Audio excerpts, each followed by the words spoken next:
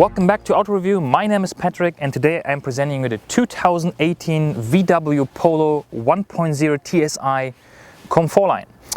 So the VW Polo in Switzerland starts at 16,760 Swiss francs. The Comfortline, as we have here with a few extras on board, would be 23,620 Swiss francs. Engine choices range from 65 to 200 horsepower for the petrol version and 80 to 95 horsepower for the diesel versions. Transmission choices, we have either 5-speed or 6-speed manual or 7-speed DSG. Now, we have here the 1.0 TSI with 95 horsepower at 5,000 RPM, a maximum torque of 175 Newton meters at 2,000 RPM, 0 to 100 time in 10.8 seconds. Top speed 187 kilometers an hour. We have a CO2 emission of 101 grams per kilometer. And fuel consumption, I managed to actually do what VW claims, 3.8 liter, the lowest, and anything between 3.8 and 5.0 was on the drive. I had around 360 to 370 kilometers. So considering those figures, they're very fuel economical. I really like the engine. It has good punch to it, believe it or not, even though it's a 3-cylinder. I like to drive it around. You have driver profiles that you can select in this version here, though I was driving it pretty much all the time on Eco. Now, as usual, I'll show you the first row, the second row, the boot space, and then we drive. Enjoy! Alright, so the VW Polo from inside, and if you're familiar with Volkswagen or anything that's Audi, Skoda, Volkswagen, Seat, then you'll be familiar with this. Steering wheel I really like, but before we get to this, as usual, from left to right. Opening, closing door to open the door, then the handle, electric mirrors, which are obviously heated with aspherical glasses, and what I like as well in the mirrors, we have the little blink LED that shows that the blinker is on in addition to the dashboard, obviously. Then auto windows on all 4 seats, which is great. So obviously you can see it's a 4-door. However, you see in the back as well, when we're going to go to the back, we have the window that doesn't go all the way down. Plus a lock button to lock the rear windows. Quite large bins, which actually fit bigger bottles, which is great. We have auto light as well as adjustment of the lights in the front. This is one criticizing point I have with the Polo right in the beginning. It comes stock with halogen lights, which again, from a price point of view, I understand. However, from the amount of light it illuminates on the road and from the aesthetic point of view, how the car appears from outside, I do not quite like it, but we'll come to that later. Then steering wheel can be adjusted in reach and rake, which is great. Instrument cluster is very clear. We have left the RPM, right the speedo, on the bottom the fuel gauge, and on the left the temperature gauge. Set button and another button to go through the clock and the menu. Then in the middle we have info display MFA that gives you average fuel consumption, oil temperature, speed warning if you set it, average speed, and so on and so on. Plus range and obviously fuel consumption. Again, on 367 kilometers I had an average speed of 58 kilometers an hour and average fuel consumption of 4.9. The lowest I had was 3.8. However, I was driving very calm, very slowly, around 80 kilometers per hour. So if you have anywhere roads where you can maximum drive 80, then you can achieve those figures. Left the light, basically the blinker and high beam, and on the right the wipers. Then on the steering on the left we have the cruise control and speed limiter, as well as the ACC with the adaptive cruise control with the front radar in 5 settings, which is a great system and it's really affordable, I have to say, in the VW Polo, so I do recommend you get it. And on the bottom we have the rockers for the volume. On the right side we have the telephone to go through the menu in the middle, then change from assistant system, audio, telephone, car status and drive data. Voice control, and to switch the stations left and right, or basically forward and backwards. We have a manual key knob, which you have to enter here. And in the middle we have a screen, infotainment screen. It doesn't come with navigation per se. However, if you take your iPhone or Android phone and you attach it to one of the 2 USB ports, which we have on the bottom, then you can use MirrorLink, Android Auto or Apple CarPlay, and you can use then Maps. However, Maps is not Google Maps. Google Maps I would prefer. It's a little bit easier and nicer to look at, but it works and it's a very affordable way to have navigation. Then we have shortcut buttons on the left and right, radio, media, phone and voice on the left, and app, which would be then if you connect your phone, sound, car and menu.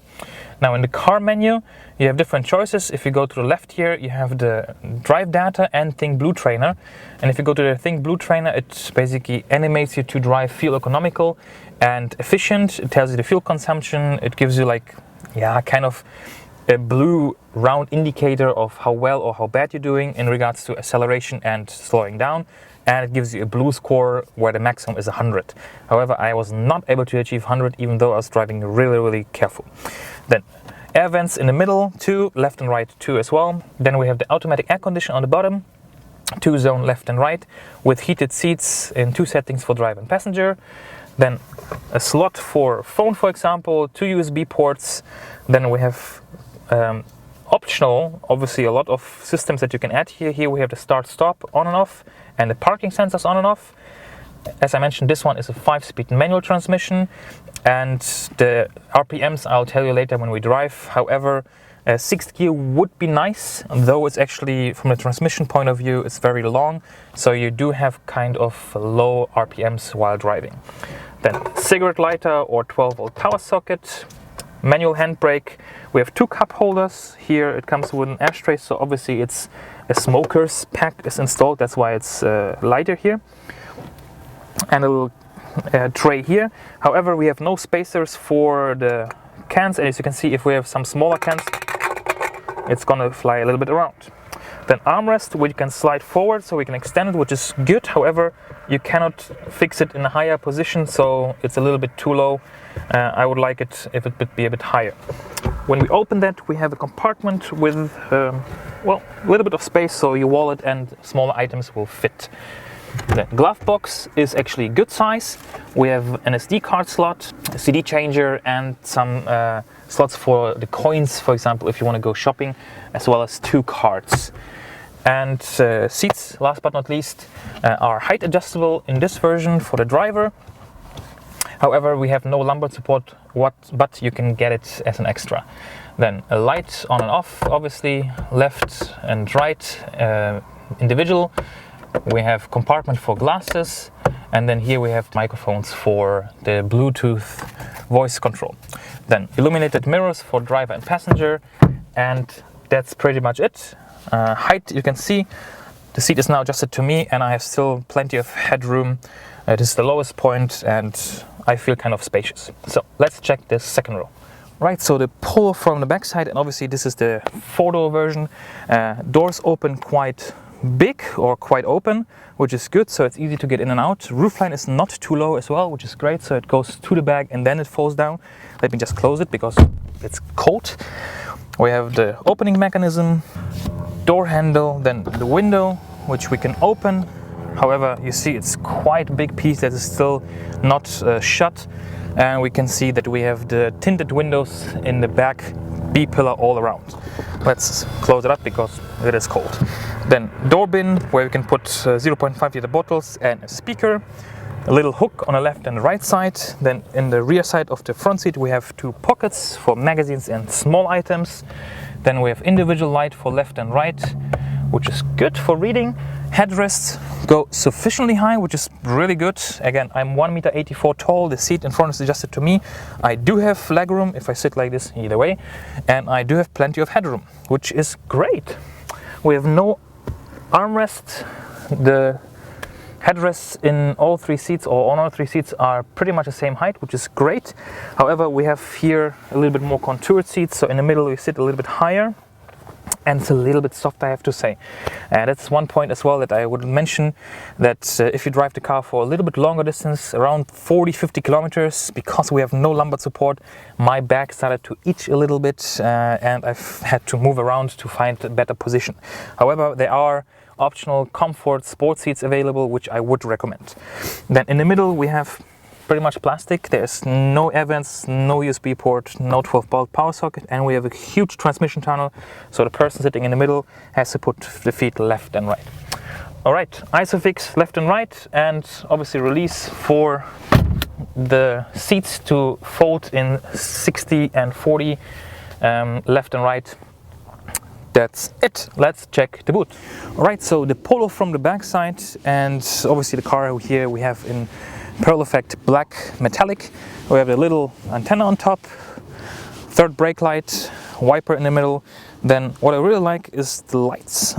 They look really nice. You have optional, as I mentioned, the LED lights in the front and for the back as an option, which I do recommend you get. Then Polo on the left, VW sign in the middle, and then we have the parking sensors and pretty much nothing on the bottom. So to open the boot, there's only one way. Obviously we have no handle, so you take the VW sign, you push it on the top, and then you can open it up. Now, on the top, it's a funny thing, there is instruction manual that this is a manual tailgate, so you have to close it like this, and by pushing nothing will happen. Funny. Then we have the emergency triangle attached here, cover for the boot, that obviously lifts with it, so you can obviously unhook it here if you don't want to have this. Then boot space is adjustable, so we have it now on the higher level. You can take it out, slide it down, and basically have more space in height. However, if you do that, you have a gap here in between, and if something falls in there, it falls inside the boot. Boot space is anything between 351 liters to 1125 liters, depending on how you set it up and if you fold down the seats, obviously. And what I like as well, if you bring it up to the highest position and you move it over a certain way, it basically has left and right something to hold it open. And then we have a huge compartment below where actually the spare wheel would be. However, we have no spare wheel. We have a compressor kit here. So all the space around it is empty and it's really deep, so you can put a lot of stuff in it. Plus a little compartment on the left. Now, if you want to close it, we do it like this. And then the manual closing mechanism. Let's hit the road. Okay, so let's drive the Polo. And first thing that I really want to highlight and give 2 thumbs up to Volkswagen is the engine. I mean, yes, I was driving slow when I reached this 3.8 liter figure, which is obviously the board computer figure, so I guess in reality will be 4.0. However, 3.8 to achieve is not bad. And we're living here, or I'm living here in Bern, in the canton of Bern in Switzerland, so we have elevation up and down. So not that easy. If you live somewhere in Holland or somewhere where it's flat, you're gonna get even better fuel consumption figures if you are looking for them. Now, ride quality, I do like the suspension. It's very comfortable. I like the drive ride. It's very easy. The steering is very light. Not too direct. I guess if you want to have a direct and sporty, then you will go for the 200 horsepower GTI. And first test, we set the cruise control at 30 kilometers an hour. Great, 2 thumbs up for that. I love when the car starts cruise control at 30.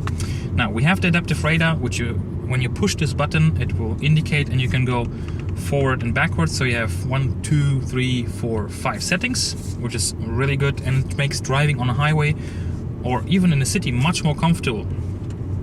Now, to use the full potential of this ACC, it won't work with the manual transmission, because obviously if you go below a certain RPM, then you will have to change gears. However, if you change gear, it will continue with the speed that you set, which is good. Now, seats I mentioned, height adjustable in this version. However, lumbar support is missing, so I do recommend you get sport comfort seats. However, they are only available from the Comfortline onwards. So we have the, I believe Trend, Comfortline and Highline. From Comfortline as well available are the LED lights. So unfortunately for the base model trim level, you are not able to get those. So you should consider, if you buy a pretty, well, empty, I would say, Polo as a base car, which is a good car. However, not so sure that 65 horsepower would be sufficient, in my opinion, as that wouldn't be a turbocharged engine. So if you want to have a little bit of fun and even better fuel economy, you should go for the 1.0 liter TSI, the 95 horsepower version that we have here. Now, obviously the GTI is the top range, which is great. What I do like as well is that Volkswagen still offers diesel options for the Polo, which should result in pretty good figures. So imagine how low you could go with the diesel when this one already beats the 4 liters per 100 kilometers. Now, as you can see here, we have the navigation, and this one is based on maps from the iPhone now in this case. And let me go jump back to where we are. Here we go. Works fine, works good. What is good about it is you can set already destination on the phone. Once you get in the car, you plug it in, you can push go, and then it goes where you want to be directed to. Now, I love the steering wheel, it looks really nice. I like when like cars that are affordable or city cars, small cars, still have all the extras on board that big cars have. So, and here you have the option. Obviously you will have to pay for pretty much all of it. However, what comes standard is we have the city or front assist with the city emergency braking comes standard. We have DAB Plus comes standard. We have the 8-inch screen comes standard. So you have pretty much from the base version the ability to connect your phone, which is great. However, you have to pay 200 francs for the app connect, it's called. So that's an extra. 170 for the armrest. ACC front radar is 280, which I 100% recommend. Please do get it. And from the Comfortline, again, you get the safety pack, which has the LED front lights, LED rear lights, parking sensors, blind spot assistant, reverse camera, and two more things, and that allows you to basically equip the car very safely. It will cost you 1,290 francs with, at the moment, a discount for the parking sensors, I believe, which is great. And then pretty much you have a really nice equipped car. Now, if you go to the car menu and you go to setup and you go to not this one, sorry, where is it? Drive assist systems. Here inside you find the change of the drive programs from Eco, Comfort, Normal and Sport. I wish they would have a button here. For example, Skoda Octavia has a VRS mode button, and Volkswagen Polo, Golf will have the same thing. If you just have it here rather than going through the menu and so on. I guess most people won't change it in the Polo as often. That's why they put it in the sub-menu somewhere. So you see we have a lot of things you can adjust here. Sensitivity of the screen is really good, so the touch function works well. Now let's just see how we accelerate here. We go on the highway and we accelerate full speed.